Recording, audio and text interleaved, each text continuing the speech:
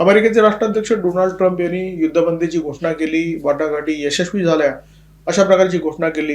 जगाने सुद्धा साशंक सुस्कारा सोडला, कारण ट्रम्प यांचा टेक रेकॉर्ड जगाला माहिती आहे. ट्रम्प जे बोलतात त्याच्यावर विश्वास ठेवला तर अनेकदा गडबड होते.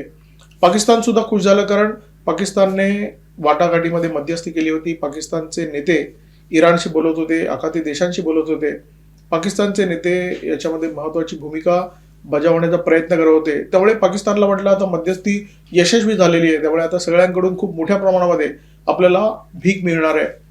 परंतु तेवढ्यामध्ये इराणने खुलासा केला की युरेनियम अमेरिकेला सोपवण्याचं आम्ही अजिबात मान्य केलेलं नाहीये, आणि त्याच्यानंतर इराणने होर्मुझमध्ये पुन्हा एकदा नाकाबंदी लागू केली.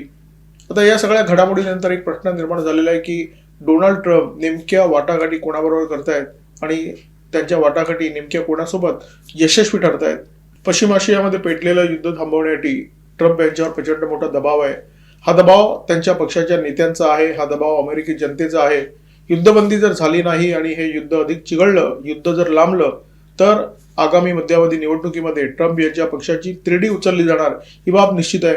त्यामुळे ट्रम्प युद्धबंदीसाठी प्रचंड मोठा आटापिटा करतायत, जेणेकरून हे युद्ध थांबावं आणि त्यांची जी टर्म आहे ती त्यांना सुखाने पूर्ण करता यावी.